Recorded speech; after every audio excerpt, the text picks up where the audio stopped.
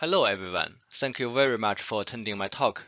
Today I'm going to talk about a high voltage full wave HTS rectifier on behalf of myself and my colleagues Dr. Rod Badcock and Dr. Chris Bambi. We are with the Robinson Research Institute, Victoria University of Wellington. My talk consists of the following parts. Firstly, I would like to briefly introduce the background, and secondly, I will give an extensive review on the advancements in the past 10 years in the emerging field of HTS flux pumping and flux pumps. Then I would like to talk about the recent work we have done in Robinson on a novel type of HTS switch and a full-wave HTS rectifier. And lastly, I will give a short summary. Currently, HTS coil magnets are normally working in a driven mode with thick current leads, which go through room temperature and cryogenic temperature environments. They will generate considerable cryogenic heat load, complicate thermal insulation in large footprint of magnets, and incur higher cost. These are intrinsic problems with current leads and HTS magnets that traditional techniques cannot solve, but HTS flux pumping provides a possible solution. HTS flux pumps can inductively generate DC voltage in a closed superconducting loop, avoiding the current leads problem. As we can see from the figure below, a thin superconducting film shows a superconducting magnet. They form a closed superconducting loop. A magnetic field of a certain form applied to the thin film. This will induce a DC voltage in the closed loop, which can use to charge the superconducting magnet and counteract the resistive power loss in the loop, and makes the magnet work in persistent current mode. So flux pumping is a promising technology for HTS DC magnets in motor generator applications, in MRI and MMR, and in high field magnets, and etc. Next, I would like to give a review of HTS flux pumping technologies developed in the recent decade. In the past decade, there are quite a lot of work done on HTS flux pumps. Firstly, I would like to give a brief classification of HTS flux pumps. HTS flux pumps can be divided into two categories. The first category is called traveling wave flux pumps, and the second category is called transformer rectifiers. In the first category, traveling wave flux pump, it includes HTS dynamos, which use rotating permanent magnets to generate traveling wave. And there's linear traveling wave flux pump, which use electromagnets to generate traveling wave. Although they look different, in principle they are the same. And in the second category, transformer rectifiers. A transformer is used to generate induction and induce AC current, and switches are used to rectify the AC current into DC. So based on different circuit topology, it can be divided into half-wave rectifiers, full-wave rectifiers. Based on different switching principle, it can be divided as thermal switched rectifiers. But the thermal switch rectifiers are not different from their LTS counterparts. And there are also AC field switched rectifier, self-switching rectifier, and polyelectronic switched rectifiers. But technically, I would say that these polyelectronic switched rectifiers are not a flux pump because they have nothing to do with either superconductor or flux. Now let's move on to traveling wave HTS flux pumps. Firstly, HTS dynamos. Most of the work in HTS dynamos has been done in Robinson, since HTS dynamo is discovered by Hoffman and colleagues in 2010. We've also developed through-wall excitation systems and a squirrel cage type dynamo which can output high current. Very recently, Korean groups has demonstrated a kilowatt generator which excited by HTS dynamo. Then, linear traveling wave flux pumps. The first linear traveling wave flux pump for HTS coil was demonstrated by Professor Zhiming Bai from Northeastern University in China in the year of 2010. Dr. Coombs from Cambridge and Dr. Wei Wang from Sichuan University, China, have also done some interesting work in the field. Since the discovery of HTS traveling wave flux pumps, the origin of induced DC voltage had been confusing for years. It seems to be anti-Faraday's law because AC magnetic field induced DC electrical field in the superconductor. We believe that the induced DC voltage in HTS dynamos and linear type devices is due to rectifying effect. No matter multiple films or a single HTS film is under the traveling wave, it can be considered as a rectifier. The traveling wave generates magnetic induction as well as does the switching. Here, we should be very clear that resistance is equivalent to flux motion in superconductors. The nonlinear resistivity of high-temperature superconductors or type 2 superconductors is the reason for switching or for flux motion, because the resistivity is influenced by the field risk of change, and current density. In recent years, there's some work done on finite element modeling of HTS dynamo. This includes the work done by Professor Archie Campbell from Cambridge, the work done by Rattle in our Robinson Research Institute, and the work done by Professor Enrique Pardo's group. More than 10 other modeling works around the globe confirmed our explanation that the irregular rectifying effect resulting in DC electrical field in HTS dynamos. These works are presented in Dr. Mark Enslin's invited talk. If you are interested, please go to Mark's talk. Now let's move on to HTS rectifiers. Firstly, thermally switched HTS rectifiers. The devices use a transformer to generate induction, which means to induce high AC current in its secondary winding, and use electric heaters to control the superconducting switches. One such device has been demonstrated by Oman in energizing conduction-cooled HTS magnet, and in Professor Yuki Iwata's group, it has been demonstrated the flux-pumped NMR magnet and flux-pumped NMR shim.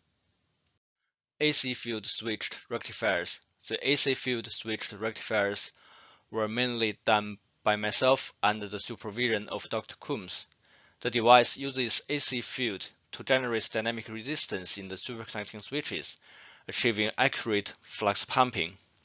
We demonstrated over 1 kiloamp output current, which was the highest at that time. Self-switched rectifiers. The concept of an HTS self-switch was proposed by Whiteley and co-workers in early 1990s. The idea is that an HTS film can be automatically switched by applying an asymmetric transport current, say with high positive peak which exceeds the critical current, and a low negative peak which is under the critical current. Myself and Dr. Coombs demonstrated an HTS self-rectifier which only uses a transformer to achieve flux pumping. The device is really simple. Professor Guangtong Ma's group in Southwest Jiaotong University in China achieved air-core coupled self-rectifier, making it more promising. We developed a 2 kiloamp level self-rectifier in Robinson, which now is the record of HTS flux pumped current.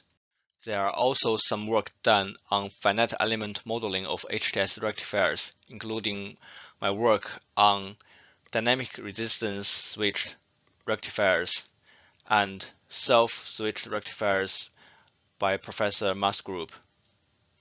Now let's talk about the desirable characteristics of HTS flux pumps. There are two main goals. The first is to maintain persistent current operation in a DC magnet.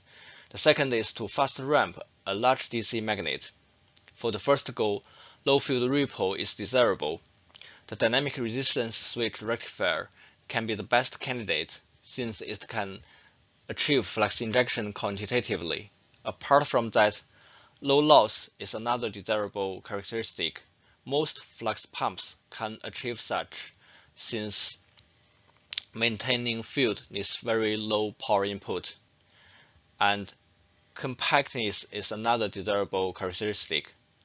For the second goal, it is more challenging, since it needs high output voltage and maybe high output current as well, and high output power, high efficiency, and low loss. This is different from the above low loss because we need very high power input, so the efficiency has to be high, otherwise the cryogenic load will be massive. The device needs to be reliable and have high power density. So the second goal is quite challenging and most current flux pumps cannot achieve. In traveling wave flux pumps, the output DC voltage is relatively low at milliwatt level. In thermally switched transformer rectifiers, the switching speed is too low, normally over 1 second, making the energy density too low, and there are extra heat loss which are not desirable. In self-switched rectifiers, the efficiency is relatively low, so making the large power output difficult. In AC field switched rectifiers, the switch is highly inductive, needs high reactive power to drive, and hard to effectively switch long piece of superconductor. Therefore, a fast operating, low loss, low inductance switch is essential for high voltage, high current flux pumps. Now, I would like to talk about our recently developed saturated screening current switch. The basic principle of the switch is that we have an HTS loop with two terminations transporting a current. We apply a time-varying magnetic field normal to the plane of the loop, generating a screening current.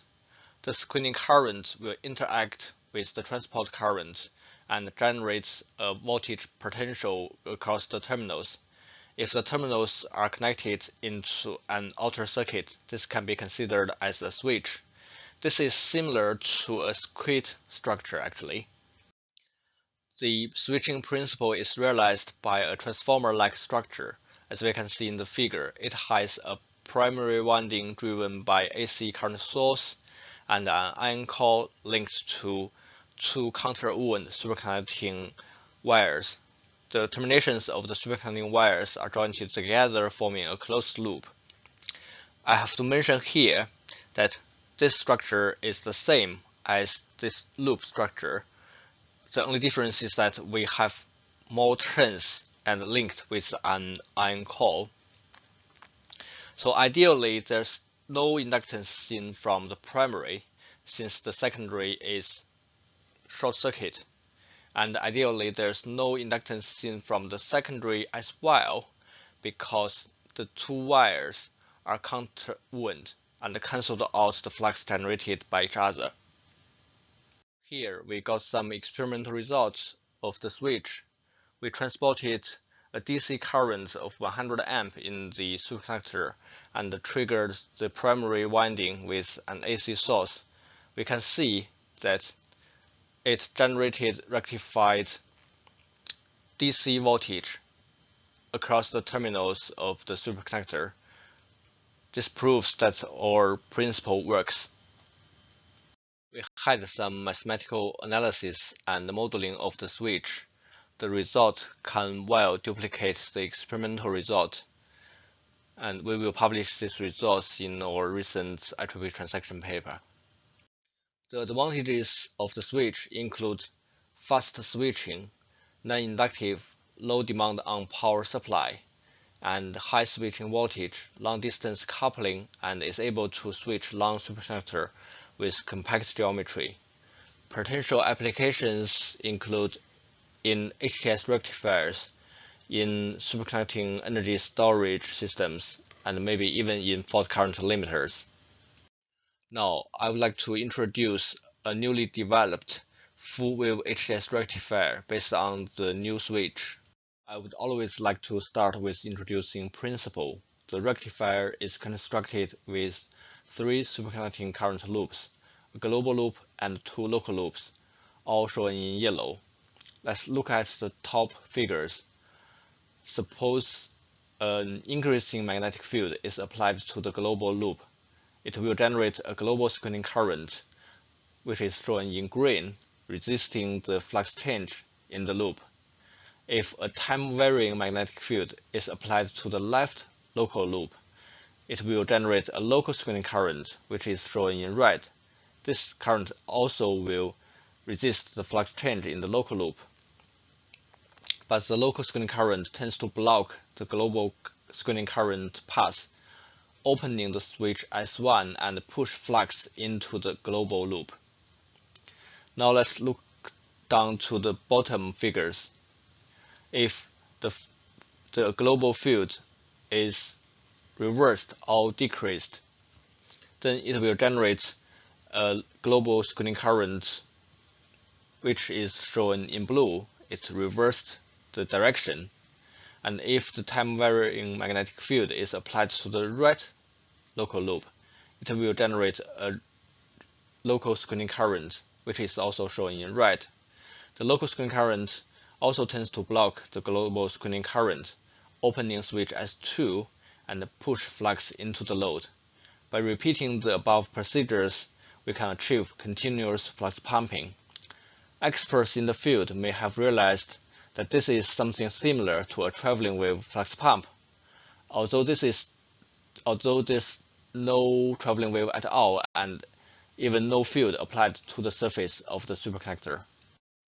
The above-mentioned principle is realized by a full-wave transformer rectifier structure, as we can see in the photo, where we have a transformer which has 900 turns primary turns of copper and 2 turns of superconductor. The secondary winding can be considered as the realization of the global current loop in our previous slides. The secondary superconducting winding is made of 2 parallel superconducting tapes with a total critical current of over 1 kA. We have 2 saturated screening current switches. Each switch has a primary winding of 200 turns of copper and 2 turns of counter-wound superconducting tape. The rectifier schematic circuit is shown in the right figure. We had 3 different types of tests on the rectifier. The first is open circuit test. Without connecting any load to the rectifier, we just want to examine the open circuit voltage. And the second type of test is charging an superconducting coil as an inductive load. And the third test is on driving an power electronic device as an active load. As we can see, this slide shows the open circuit test result. We got the primary current of 3 amp and secondary current of close to 1000 amp, and then we triggered the switches with time sequence, then generate a DC output voltage of about 40 millivolt. This slide shows the result of charging an HTS coil. The coil is a bisco coil with 2 millihenry inductance and 95 amp critical current at equination temperature. The red curves show the charging result. As we can see, the coil can be charged from 0 to over IC in less than 10 seconds, and the output voltage can be close to 30 millivolts. The last set of tests is using our flux pump to drive a DC power supply as an active load. The reason for doing so is we don't have a large current superconducting coil with large inductance. But in order to protect our flux pump, we only limited the power supply output as 500 amp, and we didn't drive the flux pump to the maximum. As we can see from the results in the red curves, the output voltage reduces linearly with the output current. But from the extrusion, we can see that it can output over 700 amp current. And it is not difficult to enlarge the rectifier to a multiple kiloamp device. In summary, flux pumps are promising devices to power HTS magnets. 10 years progress in HTS flux pumping is reviewed, and we found that fast ramping a large inductance magnet is still problematic with current flux pumps. Then we reviewed a novel HTS switching mechanism and proposed a novel HTS rectifying mechanism. Then we developed a full-wave HTS rectifier which achieved over 30 mV DC output voltage and achieved over 500 amp current output, has over 50% theoretical efficiency, and this device is promising to be used to ramp large inductance magnets. Finally, I would like to acknowledge people who have made important contribution to the field of HTS flux pumping and flux pumps. I really want to apologize that due to the page limit, we could not list all the names, and we would also like to acknowledge our sponsors.